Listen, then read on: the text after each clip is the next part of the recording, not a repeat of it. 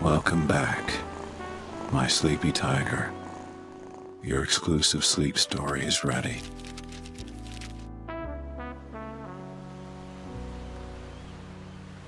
Please close your eyes. Adjust your breathing and slowly falling asleep.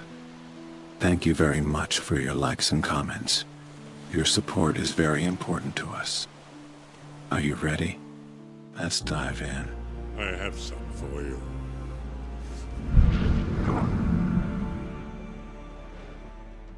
Gandalf once said, "Saruman the White is the greatest of us all." This statement highlights Saruman's unquestionable position and authority among the wizards. In Gandalf's eyes, Saruman was not only a fellow wizard of the same rank, but also a greatly respected senior.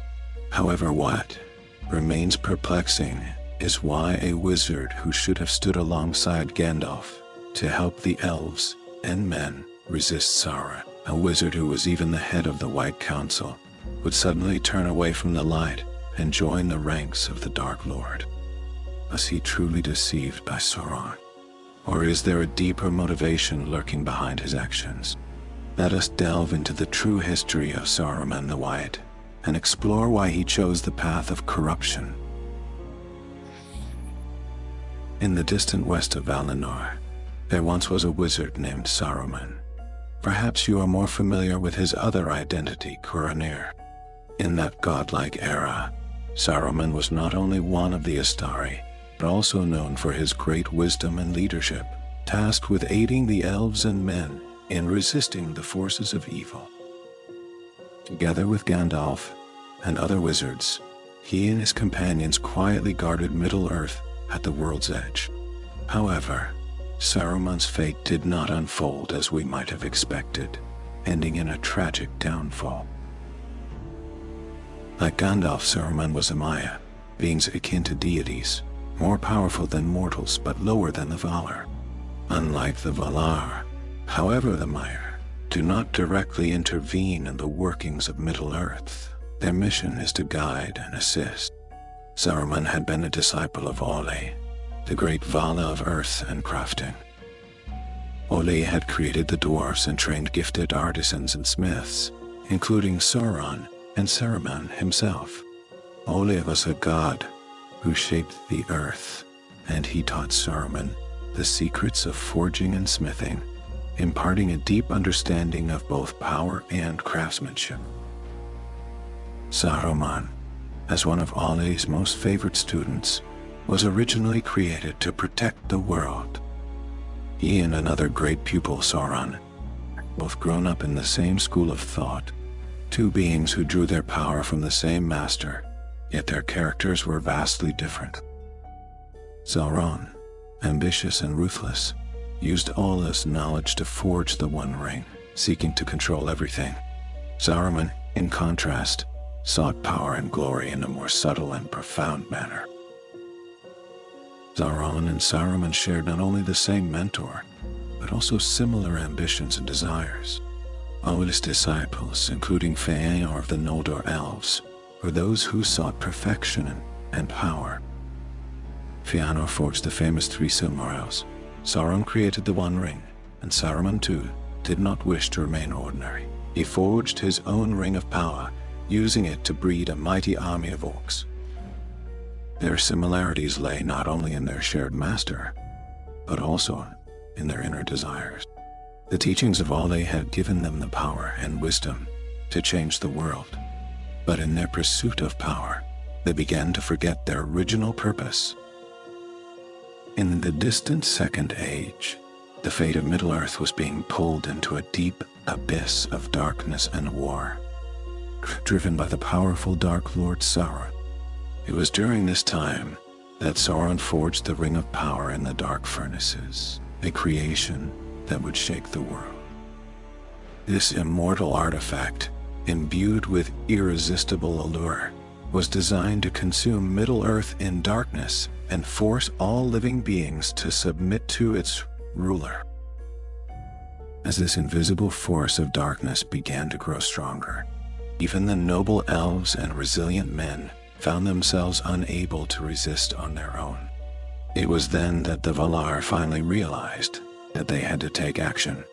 However, the crisis was not as straightforward as many imagined. The Valar could not personally intervene. Why was this? To understand this decision, we must look back to the First Age. During that time, the Valar had personally led the Elves and Men to confront the evil Morgoth, the first Dark Lord. Morgoth's power was unparalleled, capable of consuming everything in existence.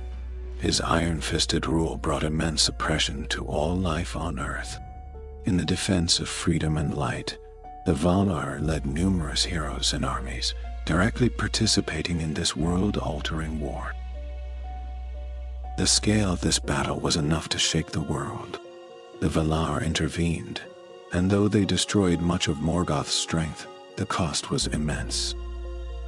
The skies over Valinor darkened with the aftermath of the battle, and the earth itself seemed on the verge of splitting, threatening to swallow the entire continent.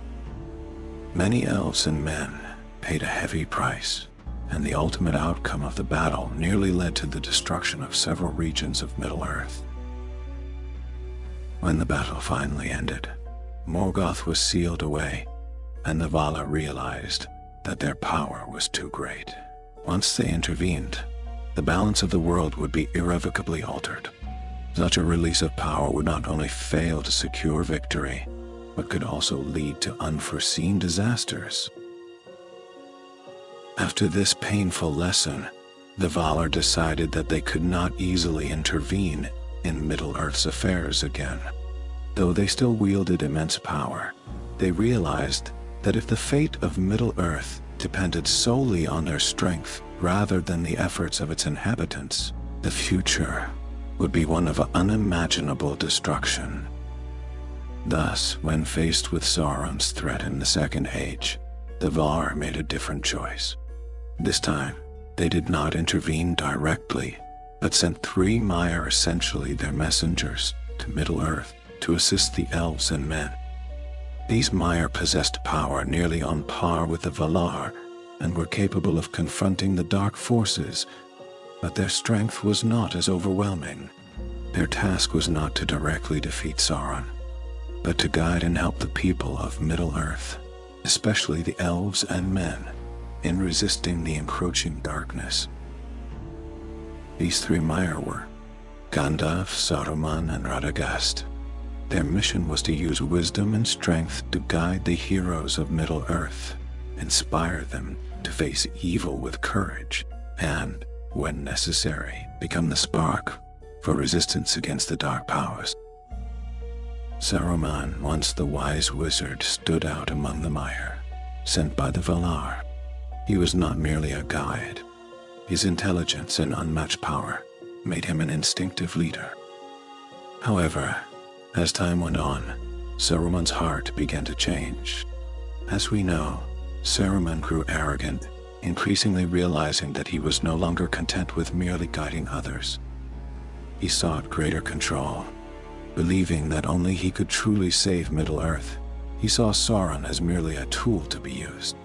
Thus, he began a subtle collaboration with the Dark Lord, ultimately leading to his betrayal and corruption. In contrast, Gandalf's heart remained unwavering. His task was clear and steadfast: to help those who fought against the darkness, not to control them for his own ambitions. Gandalf's wisdom and humility earned him the trust and respect of all the races. Whether elves, dwarves, or men, they were willing to follow him. He understood that while his magic and wisdom could guide them, the final victory depended on the efforts and sacrifices of the peoples themselves. In opposing Saruman, Gandalf adhered to one belief: only through unity and trust could they truly defeat the darkness. This unwavering belief ultimately helped him become Middle-earth's true hero in the final battle against Sauron. As for the 3rd Maiar, Radagast, his story is more obscure. He always appeared in a more low-key role, helping to secretly nurture potential heroes and offering necessary guidance at critical moments. Though his power was not as remarkable as Gandalf's or Saruman's, his wisdom subtly influenced the course of Middle-earth. However, due to his secrecy and sacrifices, Radagast ultimately made a significant sacrifice at a crucial moment. His death became the turning point for the Resistance, igniting the final spark of hope and helping the warriors on the front lines achieve victory. Why did the Valar not intervene directly? Behind this decision lies profound wisdom and responsibility. The Valar understood that only by allowing the beings of Middle-earth to rise on their own could they truly protect the future of the world. If everything depended on the Valar's power, Middle-earth would never know true freedom and hope. It was because of this decision by the Valar that Gandalf, Saruman, and Radagast were sent to Middle-earth, and it was thanks to their efforts that countless heroes arose. Perhaps as Gandalf said, everyone can make a choice. Even the smallest of choices can determine the future of destiny.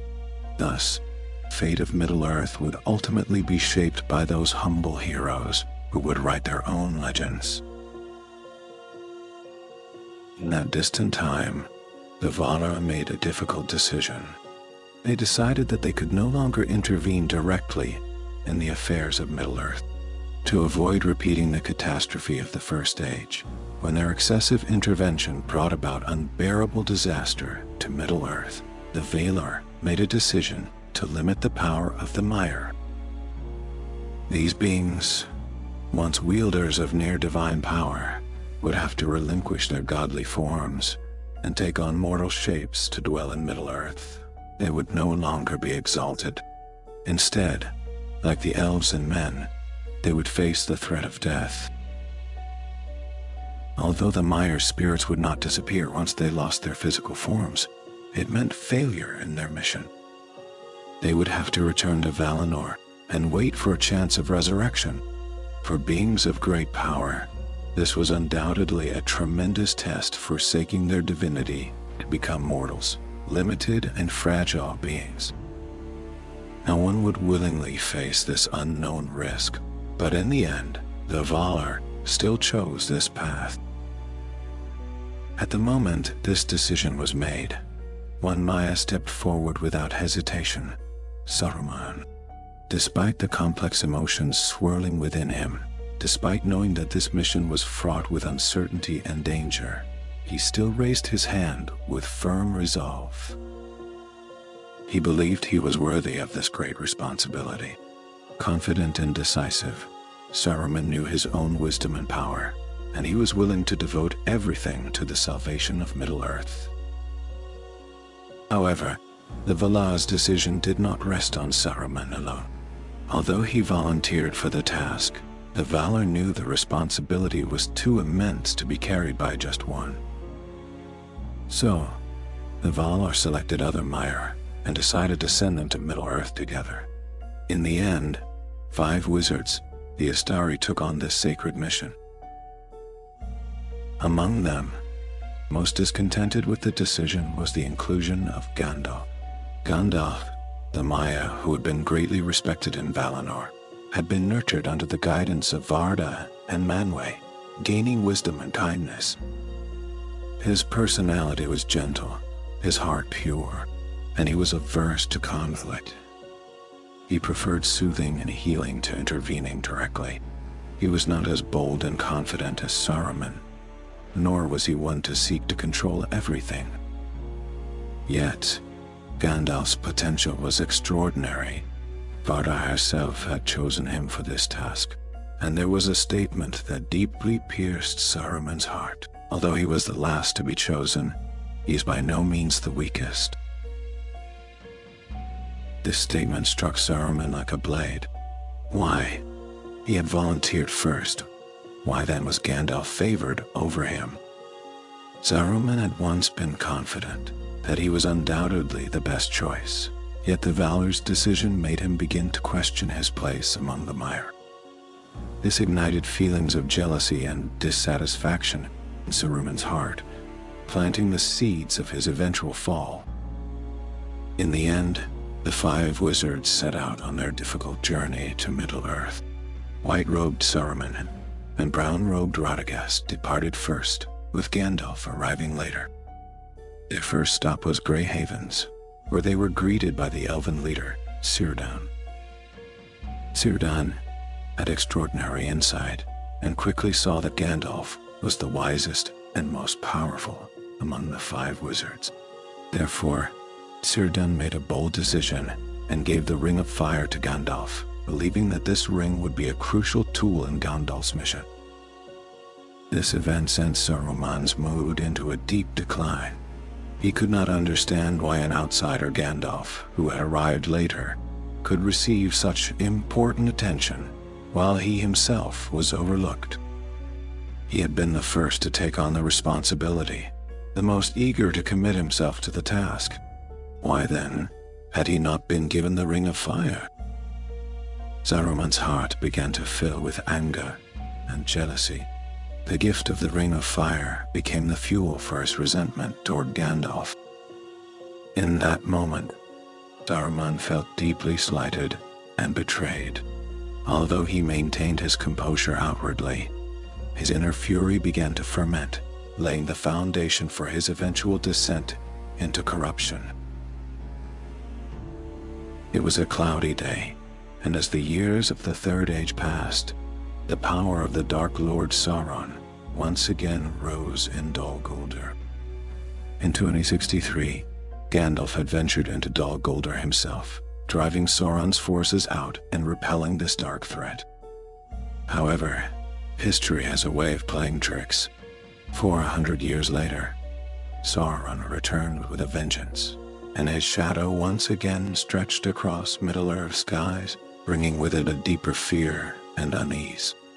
The Elves and Men of the West felt this imminent danger and realized that this battle would not be a simple victory.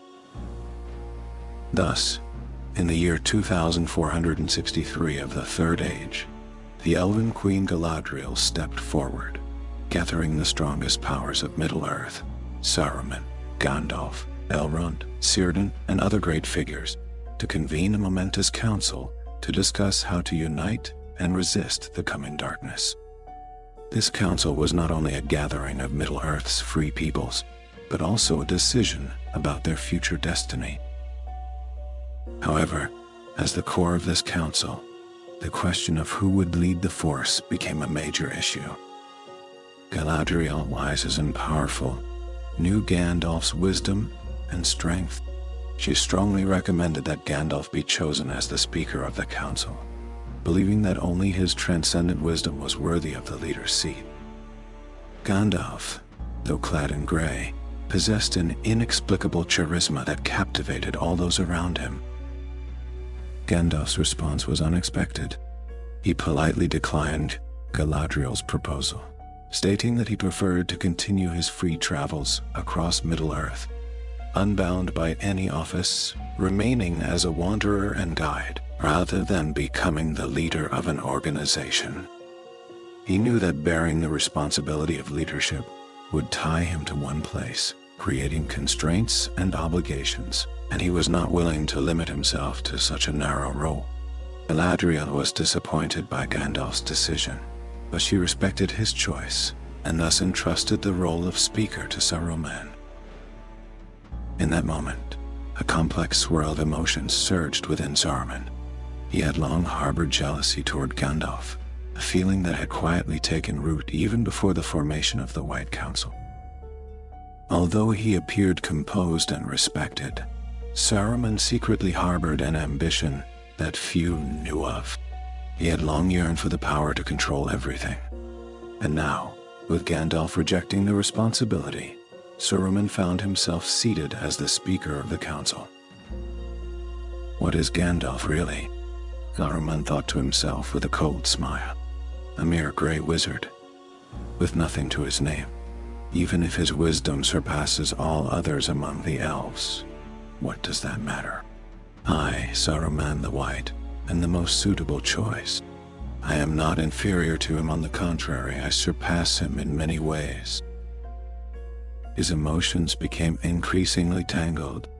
On one hand, he was proud to hold the position of speaker, feeling that he, as the true leader, had earned it. On the other hand, Saruman's inner bitterness grew stronger as he began to question the judgment of Galadriel, Elrond, and the others. Why did they place so much value on Gandalf? Was it simply because of his unorthodox character that he was so highly regarded? Saruman, bearing the white robe, possessed more wisdom and power. Why did they favor Gandalf, the Grey Wizard, who had never seriously engaged in any conflict? This jealousy and dissatisfaction simmered beneath the surface, growing stronger with time. Saruman could not bear that Gandalf had unwittingly become the hero in everyone's eyes, even in the eyes of someone as noble as Galadriel.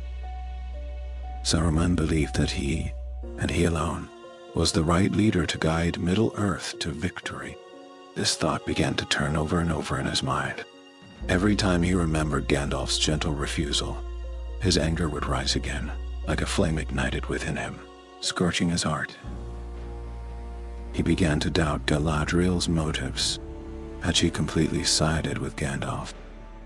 Or had the elves and other races overrated Gandalf and underestimated his true capabilities?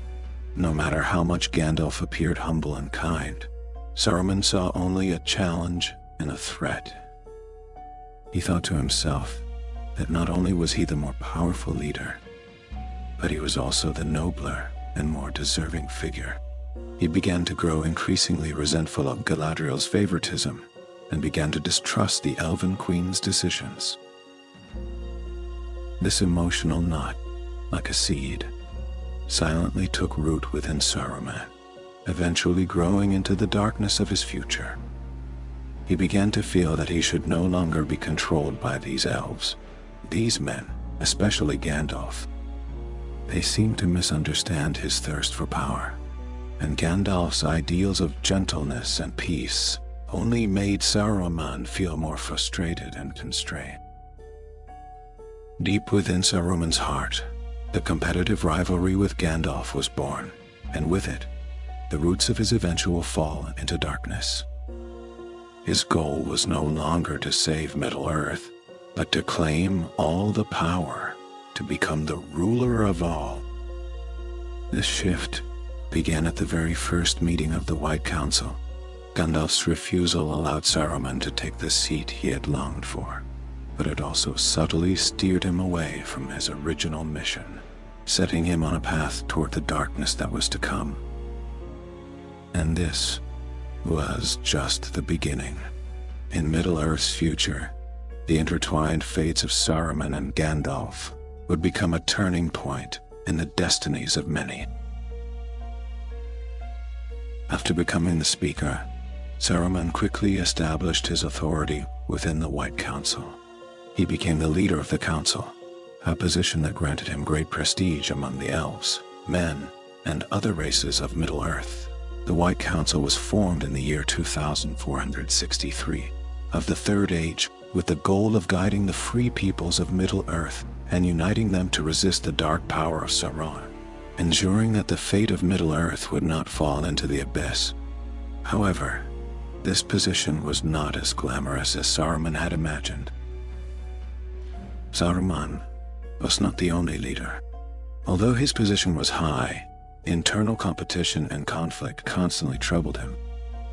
Especially his relationship with Gandalf created immense pressure.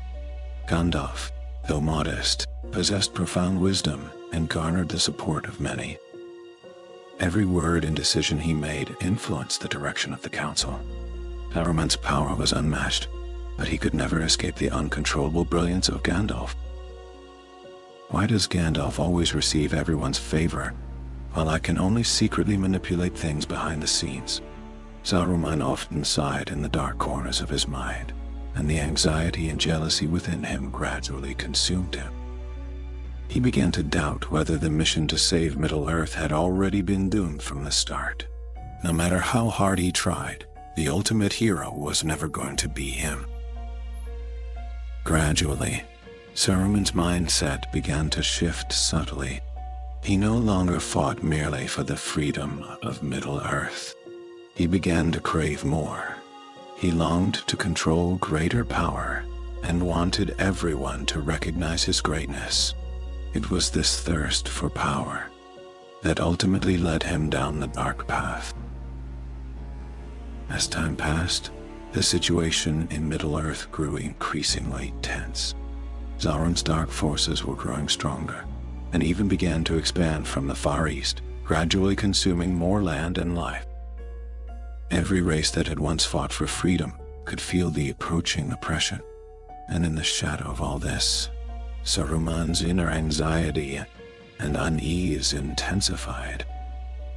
He had once been that confident, wise white wizard, deeply believing that his wisdom and power could lead Middle-earth to the light and resist all darkness. But now, as Sauron's power grew, he began to hesitate, his heart filled with unease and confusion. In order to make himself stronger, Saruman began to feel that relying on others was no longer enough. He began to believe that only he could save Middle-earth, and only he could control the power of the One Ring. This unease and jealousy began to transform into a twisted ambition. In his eyes, Gandalf's influence was growing ever stronger, while Galadriel and the other elves' steadfast positions made him question them. He started to doubt whether these people truly understood the severity of the threat, or whether they had the resolve to fight Sauron. An idea began to form in Saruman's mind.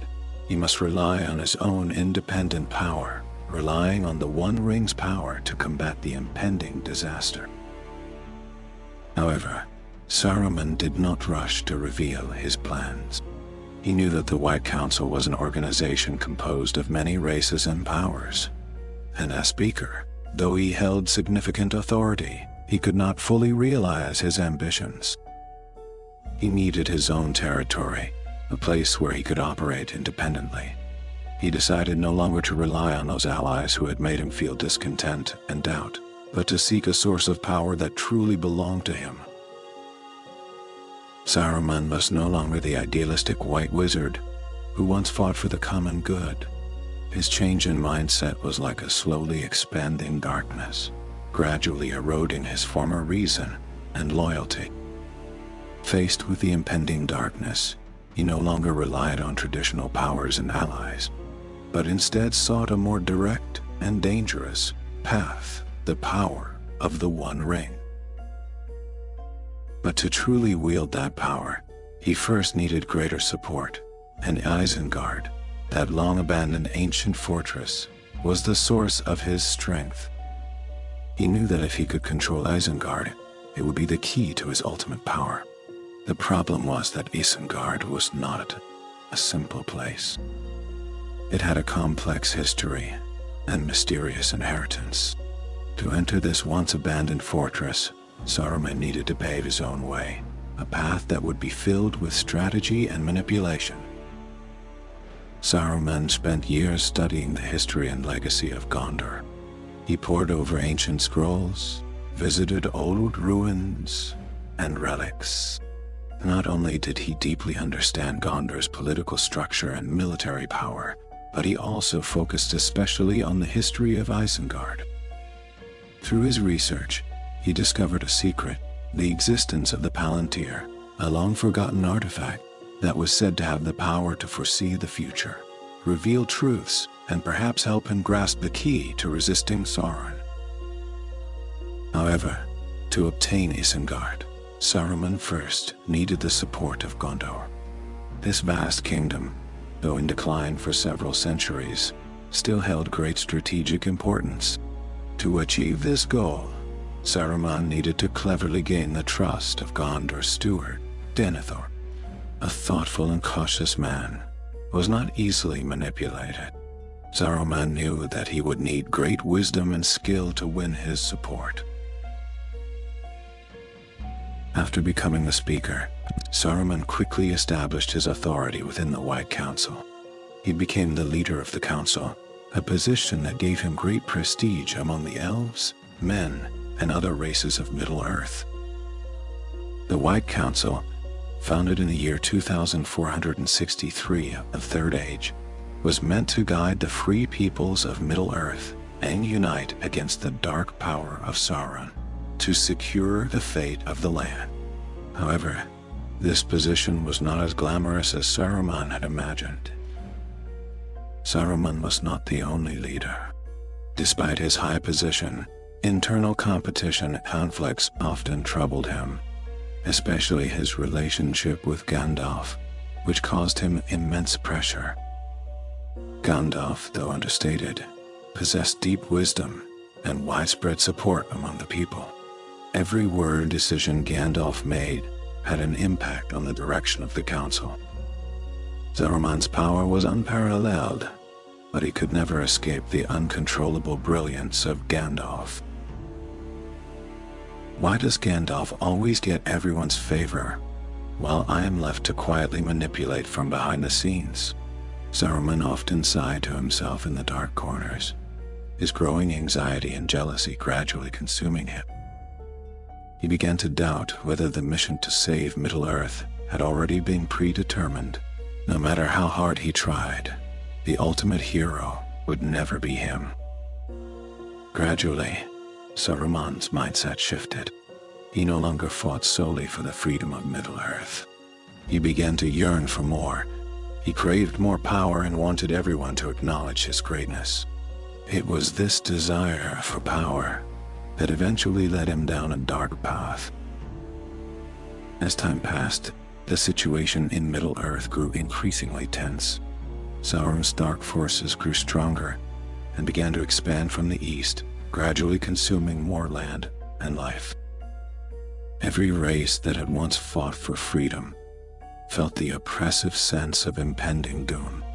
Under the shadow, Saruman's internal anxiety and unease deepened. He had once been that confident, wise white wizard, deeply believing his wisdom and power could lead Middle-earth to the light and resist all dark forces. But now, as Sauron's power grew stronger, he began to hesitate, filled with doubt and confusion. In order to make himself stronger, Saruman realized that relying on others was no longer enough. He began to believe that only he could save Middle-earth, only he could control the power of the One Ring. This unease and jealousy began to turn to a twisted ambition. In his eyes, Gandalf's influence grew larger, and the firm stance of Galadriel and the other elves made him more suspicious. He began to question whether these people truly understood the severity of the threat, and whether they had the necessary resolve to oppose Sauron. A thought began to grow in Saruman's mind. He must rely on his own power, and use the power of the One Ring to fight the coming disaster. However, Saruman was not in a hurry to reveal his plans. He knew that the White Council was an organization made up of many races and powers, and as speaker, although he had considerable authority, he could not fully realize his ambitions. He needed a territory of his own, a place where he could operate independently. He decided not to rely on the allies who had begun to disappoint and doubt him, but instead sought a true source of power for himself. Saruman was no longer the idealistic white wizard who once fought for the good of all. His change in mindset was like the slow expansion of darkness, gradually eroding the reason and loyalty he once held. Facing the approaching darkness, he no longer relied on traditional powers and allies, but instead sought a more direct and dangerous path, the power of the One Ring. To truly control that power, he first needed greater support, and Isengard, the ancient fortress once abandoned, was the source of that power. He knew that if he could control Isengard, it would be the key to reaching the pinnacle of power. The problem was, Isengard was not a simple place. It had a complex history and mysterious heritage. To enter this long-abandoned fortress, Saruman would need to pave a path for himself. one filled with strategy and manipulation. Saruman spent years studying the history and heritage of Gondor. He read ancient scrolls and visited former ruins and relics. He not only delved into Gondor's political structure and military power, but also focused particularly on the history of Isengard. In his research, he uncovered a secret: the existence of the Palantir, the Seeing Stone. This forgotten artifact, according to legend, could foresee the future, reveal the truth, and perhaps even help him control the key to defeating Sauron. However, to obtain Isengard, Saruman first needed to win the support of Gondor. Although this vast kingdom had been in decline for centuries, its strategic position remained crucial. To achieve this goal, Saruman needed to cleverly gain the trust of Gondor's steward Baron. Baron was a thoughtful, cautious man, not easily manipulated. Saruman knew he had to use great wisdom and tactics to gain his support. Meanwhile, Saruman's attention to Gandalf grew increasingly frequent. He no longer saw Gandalf merely as an ally, but as a threat. Especially troubling to him were Gandalf's frequent visits to the Shire and the lands of the hobbits, which made Saruman feel even more uneasy. Why did Gandalf care so much about these insignificant creatures? Had he discovered some secret that Saruman himself had failed to notice? Saruman began secretly monitoring Gandalf's every move, even suspecting that Gandalf might be hiding powerful magic or artifacts in certain places. His unease deepened when he learned that Gandalf had developed an interest in the hobbit's tobacco. Saruman nearly lost his mind. He was convinced that Gandalf had discovered some mysterious power within the tobacco, and in Saruman's mind, the tobacco of the Shire became a vast enigma. As a result, Saruman decided to personally investigate the Shire to get to the bottom of it. When he tried the tobacco for himself, Saruman became addicted to it in a way that he could not escape. His state of mind grew more complex, and whenever he smoked, it temporarily soothed his inner anxiety and unease. He began stockpiling the tobacco and brought it back to Isengard, where he considered it a form of solace, though he knew that his actions were far from admirable. The pleasure the tobacco gave him made it impossible for him to stop. As his jealousy of Gandalf deepened, Saruman would often subtly mock Gandalf during several meetings of the White Council, referring to him as someone addicted to smoking all the time. He felt that such a Gandalf did not deserve the respect he had. However, Gandalf remained completely indifferent, always responding with that gentle smile, as if Saruman's words had never affected him. Gandalf's calmness and tolerance only fueled Saruman's anger and loathing.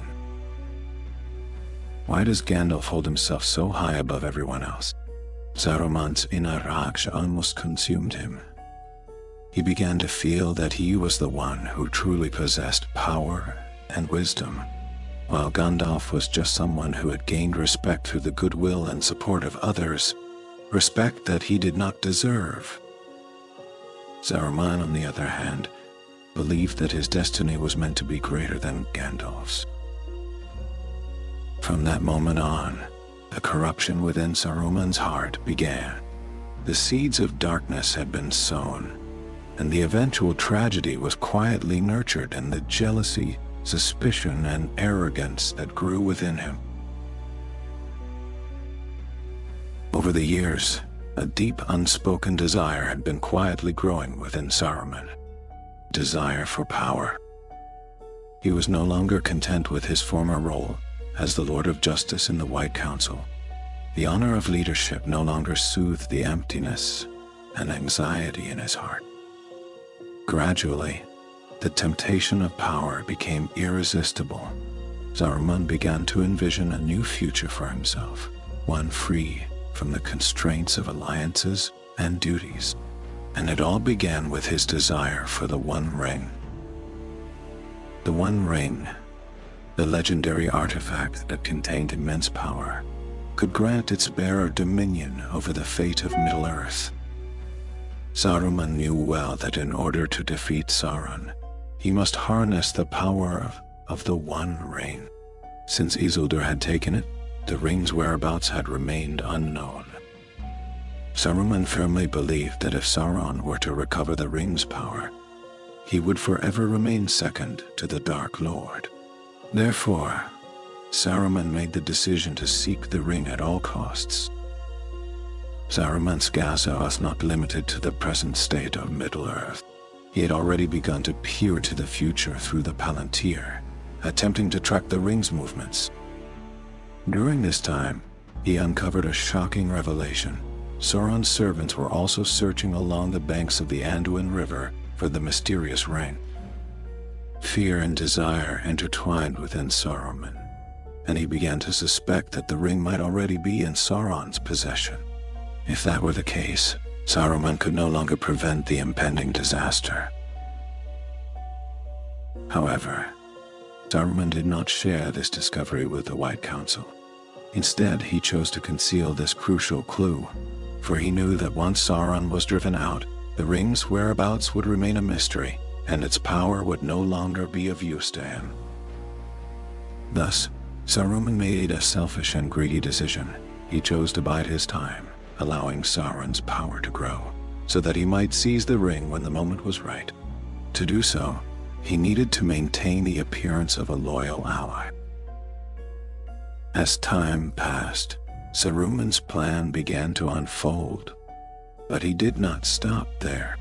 His ambition and jealousy deepened. Each time the White Council convened, he wore a mask of calm and carefully crafted strategies, while hiding a heart that was gradually corroded by desire. By the year 1941, the White Council was once again assembled, and Saruman finally proposed a military strike against Dol Guldur, aiming to completely defeat Sauron.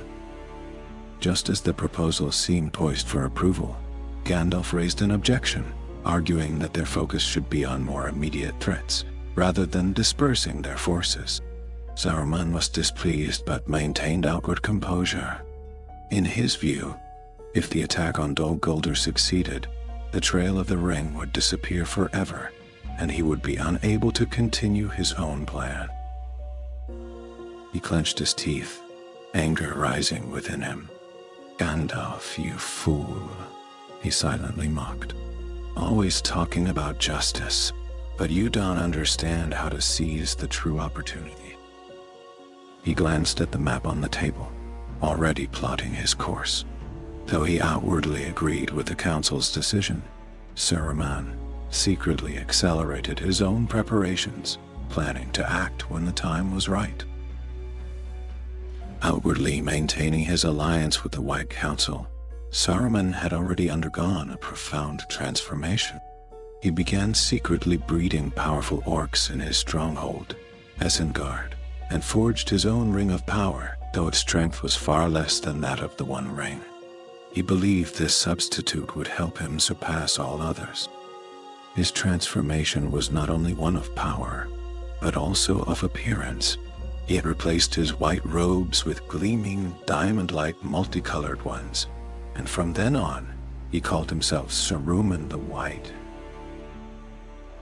Behind all this, Saruman's heart was slowly consumed by desire. He no longer cared about the fate of Middle-earth. He only cared about how to wield more power by any means necessary. Every argument with Gandalf, every statement made in the council, only solidified his resolve. He would no longer rely on so-called morality, but instead base everything on his own strength and wisdom. By the year 3018 of the Third Age, Saruman finally realized that Gandalf had become increasingly interested in the Shire, especially in the hobbits, who might be connected to the whereabouts of the One Ring.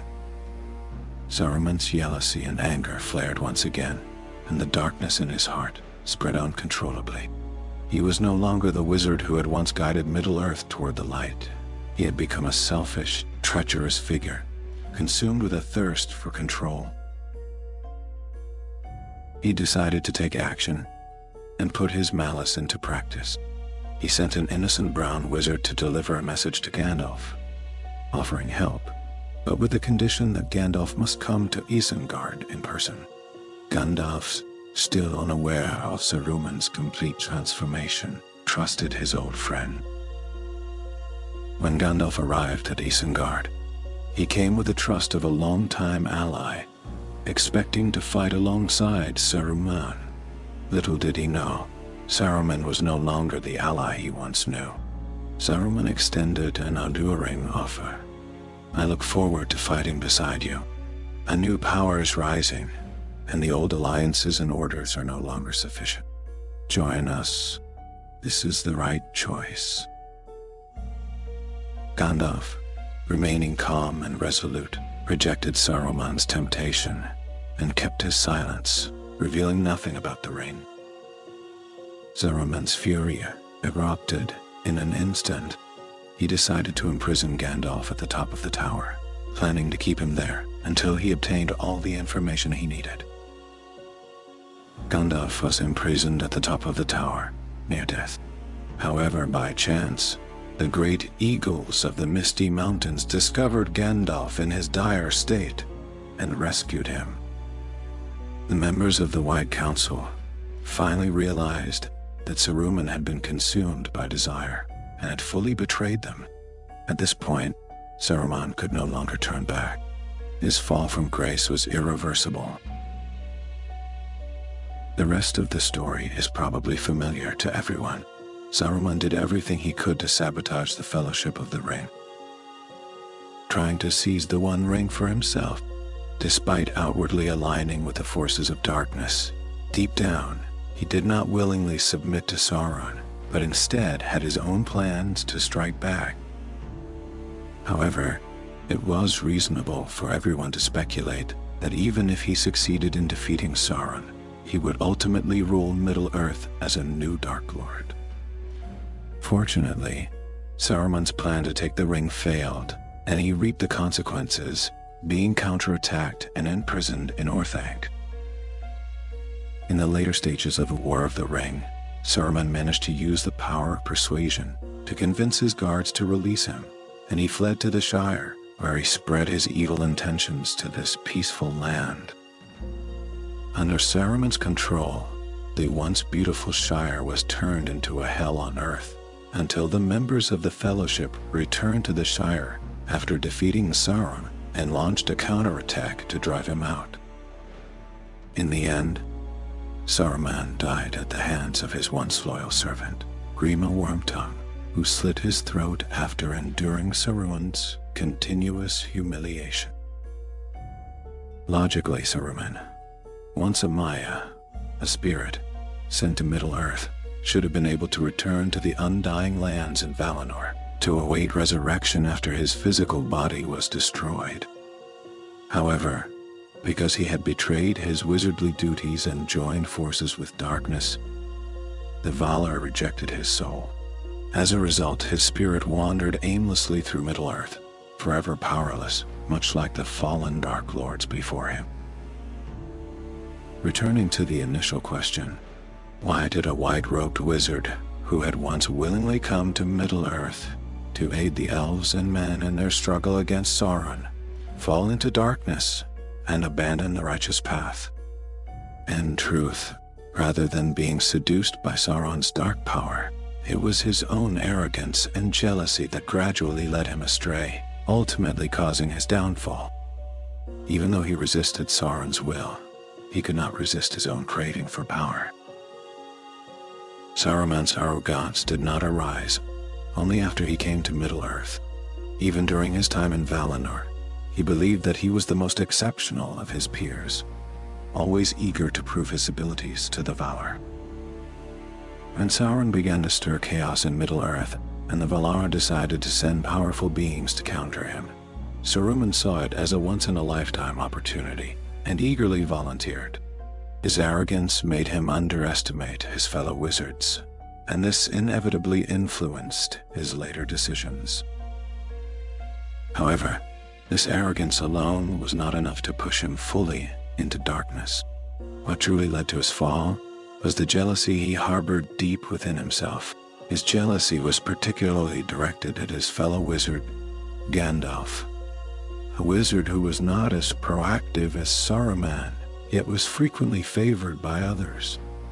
Saruman's jealousy became particularly evident in three key instances. First, when the Valor's king, Manwë, personally sent Gandalf on his mission, clearly seeing great potential in him. Second, when the wise Lord of the Waters, Círdan, entrusted Gandalf with the Elven Ring of Fire. And third, when Galadriel suggested that Gandalf led the White Council, a role he eventually took up, only because Gandalf had no interest in the position, leaving Saruman to take charge instead. There was also one thing that particularly irked Saruman. He knew that Gandalf's power was no less than his own. If Gandalf truly had been inferior, Saruman might have dismissed him as a lucky beginner and not thought much of it. But Gandalf's wisdom and strength were indeed on par with Saruman's, and Gandalf's selflessness and humble attitude earned him the respect of both elves and men, something that grated at Saruman. Despite all his efforts to protect Middle-earth, he constantly felt overshadowed by Gandalf. His resentment toward Gandalf, his greed for power, and his manipulation of the forces of darkness ultimately led Saruman to betray his allies. He sought to prove that he, and not Gandalf, was the true savior of Middle-earth. When he revealed his ambition to Gandalf and tried to lure him into corruption, Saruman had completely deviated from the original purpose of the wizards as protectors. For the sake of his so-called greater purpose, he was willing to tolerate and even use evil, and in the end, he became the very evil he had once sworn to fight. Once, Saruman was the white-robed wizard, the one most willing to help the Elves and Men. But now, even his soul was rejected by the Valar. If only he had been able to lay aside his arrogant mask and open his heart to accept the strengths of others, perhaps he would have seen not the envious Gandalf or the dark power of Sauron, but the weary figure of himself, working tirelessly for Middle-earth. And behind him, a group of loyal companions would be gently patting his shoulder, telling him, "You've worked hard. You don't have to bear it all alone. We will always stand by you." Thank you for watching, and see you next time. Good night, sweet dreams, my sleepy tiger.